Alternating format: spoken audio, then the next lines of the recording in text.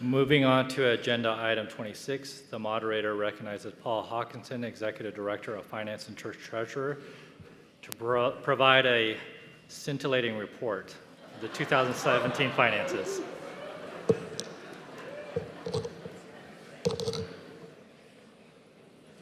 Thank you, Mr. Moderator. President Surridge, how cool is that?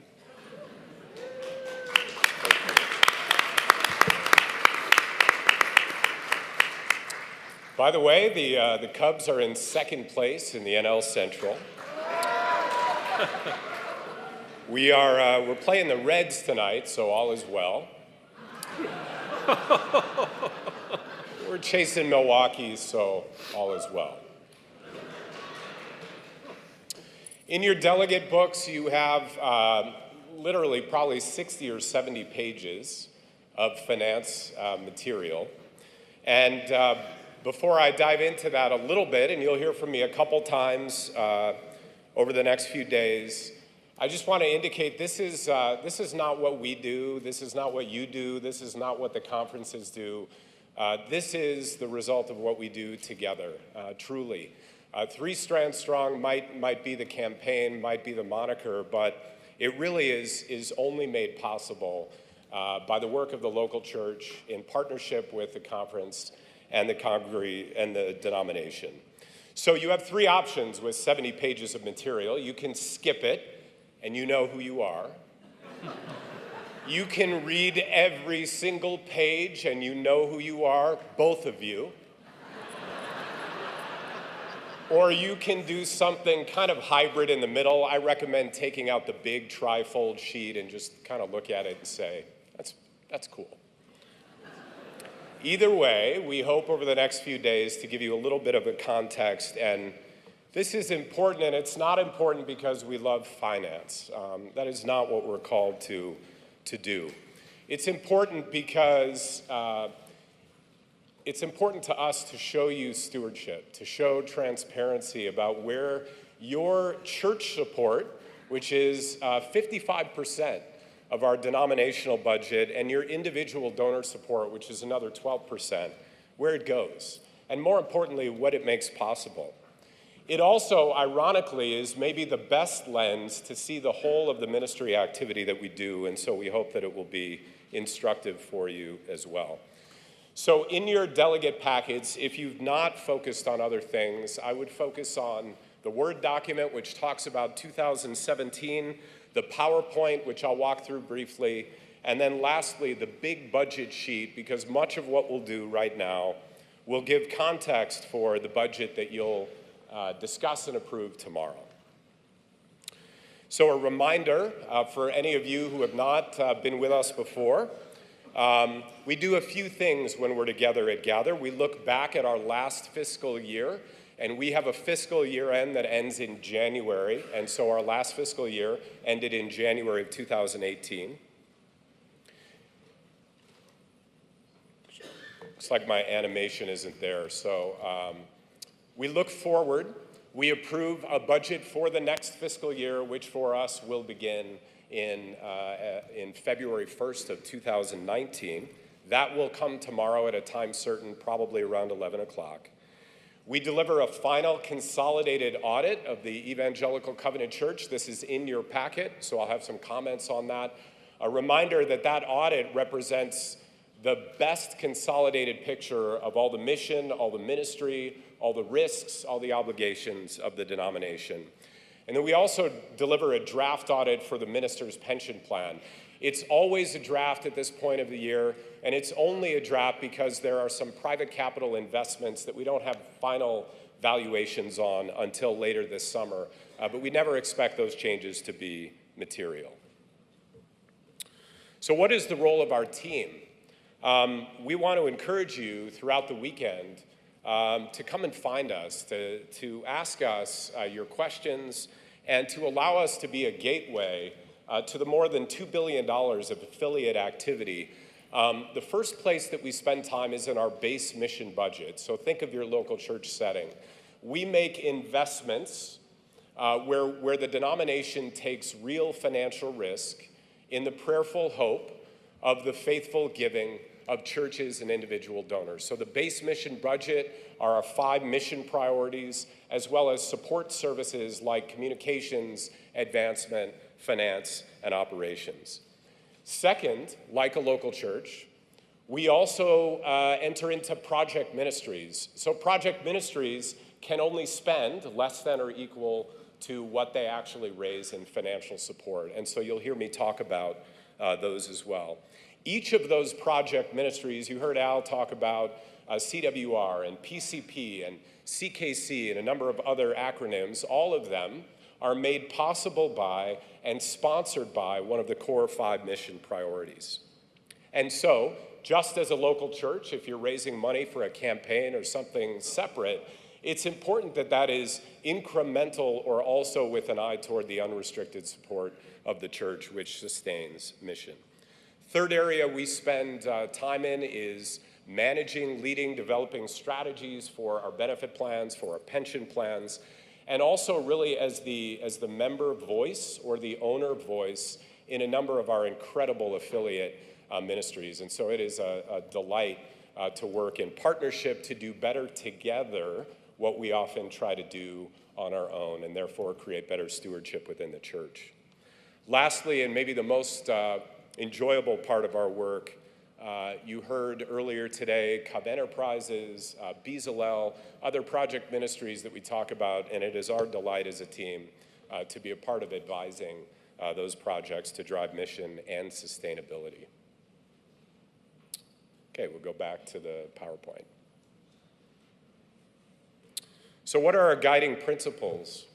We seek to serve diverse ministry needs while ensuring sustainability. That's a nice way of saying every leader of every mission priority and every project ministry has grand ambition.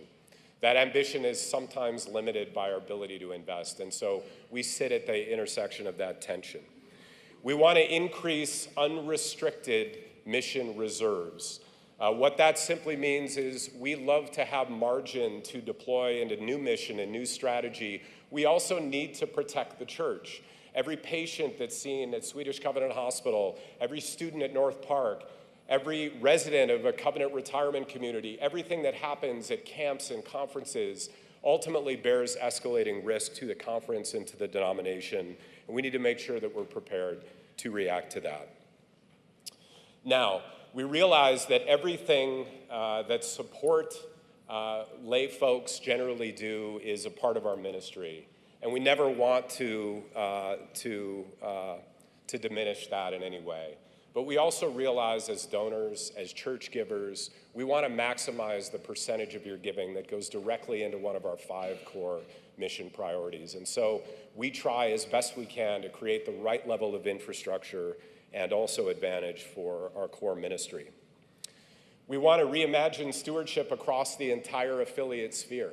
So this is working with our affiliate network so that we're not all duplicating. And there are wonderful examples of IT and risk sharing and insurance and investment management and other areas where we've made some really good strides in trying to steward well. And most importantly, in the recent companion, you'll see a brief article from our team. It is not simply an invitation to give and support our work, but we realize that invitation will be much more powerful if we actually do things to enhance the value of your local ministry. And so we'll talk about some of the tools that many of you are using that we make available for your own flourishing, and we want to make sure that we're providing that in many different contexts. So I am pleased to report that 100% of your giving at the local church goes directly into one of our 5 mission priorities. What that means is that we have external revenue sources sufficient to cover 100% of the non-5 mission priority investment costs. So we think that's a pretty good place to start our stewardship, and we're pleased to report that again in 2017.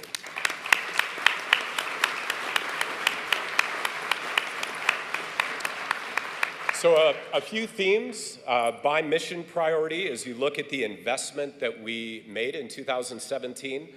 You heard Alex and John talk about the increasing cadence of church planning, and that has continued in substantial but also very focused ways. And so we're delighted with that. That's one of the core elements that we're called to do. Make and deepen, you heard Michelle and her team talk about remarkable content development across many different areas and spheres. Develop leaders, obviously a pending leadership transition, broad pastoral care and resourcing through Lily work and elsewhere. Love mercy, do justice. It's really a delight in the last few years to see them come into a full level of staffing and also, as you'll see, emerging as the second largest project ministry now behind Serve Globally, which is just a deep satisfaction for many of us who have seen the continued growth of this amazing mission priority. And then Serve Globally, we've had a recent increase in the net long-term missionary forecast and also some real good strides in integration of Serve Globally at large. In other words, Paul Carlson and Covenant Kids Congo and Covenant World Relief and the core of Serve Globally, much better integrated and aligned and stewarding dollars together. Communications, continued enhancement of incredible award-winning media, although real pressures in the Amazon world of a decline in external revenue for book sales and other publications. So please, purchase books through them, subscribe to the companion, and support their amazing work. And then in shared services, some real escalation in technology costs. Think of cybersecurity, which is a threat to church, as well as any corporation, and also increasing maintenance and facility dollars. So what this results in is a 2017 investment in the 5 mission priorities of a little over $16 million. And you can see in the budget performance that we radically underspended, about $770,000 under budget. That is a good measure of stewardship, but I want to make a couple things clear. You'll see that Start and Strengthen is the biggest under budget item at over $700,000, but we actually changed a method in 2017, and we're now drawing large amounts of what are called living legacy funds, funds from churches that have decided to close where real estate has been sold. Those funds are earmarked largely for church planting. And so in 2017, we drew $483,000 in support of church planting. That number is netted against the 2.6 million. So the gross number that we actually invested in church planting was closer to 3.1 million. And yet that's been a change in methodology since we crafted this budget. Make and Deepen Disciples has an open senior staff position that really drove their under budget performance. LMDJ, we spoke of, is now living into their full staffing, and we'll talk about project ministry more tomorrow.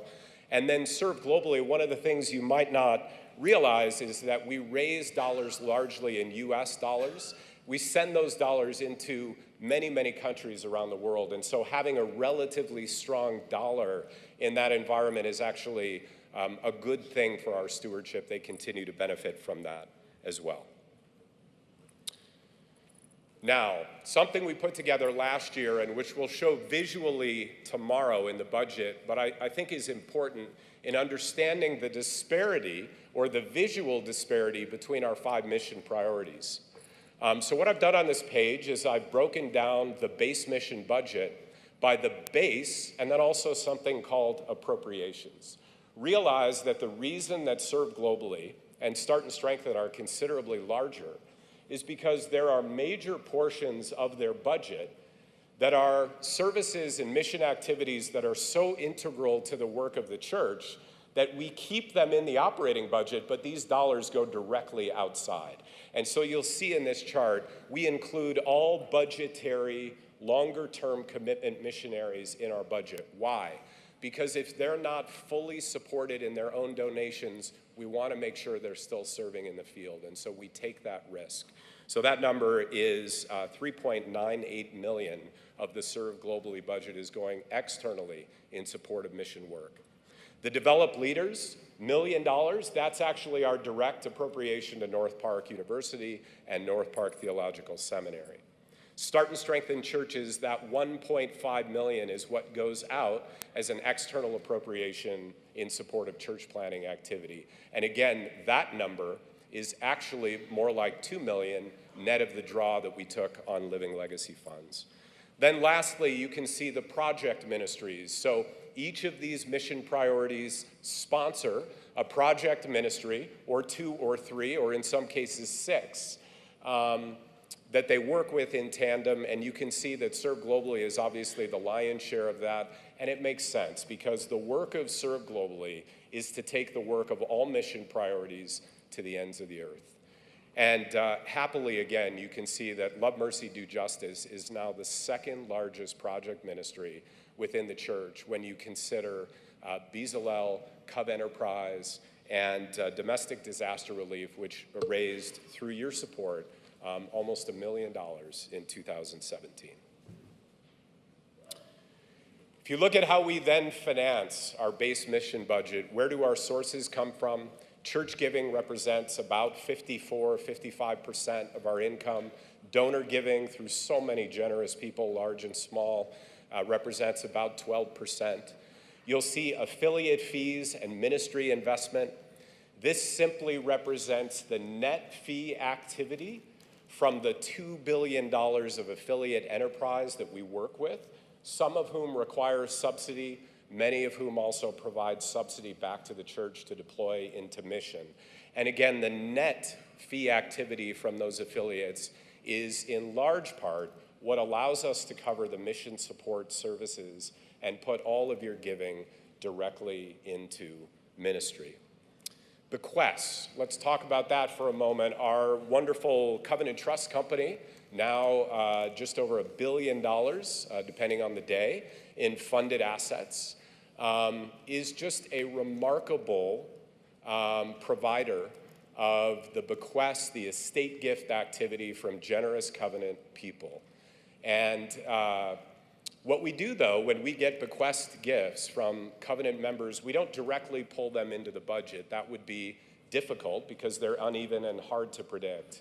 But we create a reserve fund, and we try to create a span of about 5 years of draw from those funds in support of the mission budget so that we have time to react, replenish, and invest in a good stewardship way. And so last year we drew in about $545,000 in bequest funds, which leaves us in a position where we have more than 5 years of span on those funds. We feel very good about that.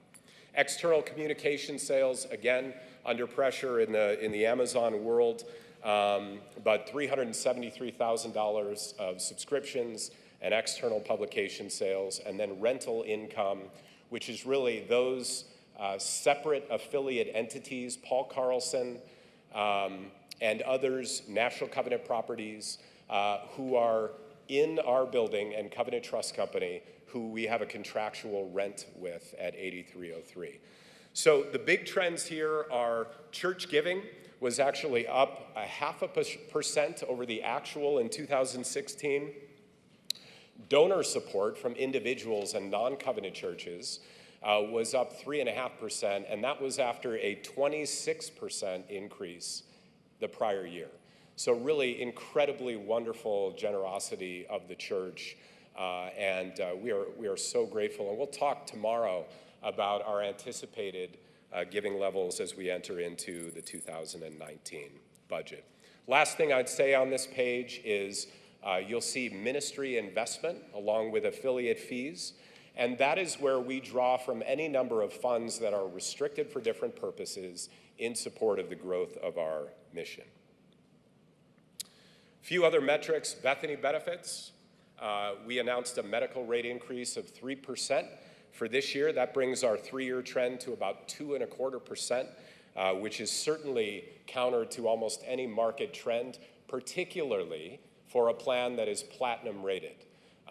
You'd be hard-pressed to find someone in this room who has been sick, who has not been well cared for by Bethany Benefits. So if your church is choosing to save a few $1,000s to buy a much lesser premium coverage, please reconsider that and call us. You have no idea the distress that pastors and lay staff face in the midst of healthcare crises that we see. It's the 25th anniversary of Bethany Benefits Service. So stop by, grab a bag, talk to Christina and the team, and it's our pleasure to serve you in that capacity. The Covenant Pension Plan I'll talk more about later. We're 105% funded. We're well funded. We are evaluating the future of that plan, and you'll hear plenty more from me on that later. Lastly, momentum in local church resourcing. We have an online giving program that Steve Dawson and NCP and the church directly subsidize so that your local church can raise money for your local church at fees that you would not find anywhere in the world. 0% for checks, 1.5% for credit cards. That is a direct way that we seek the flourishing of your own ministry.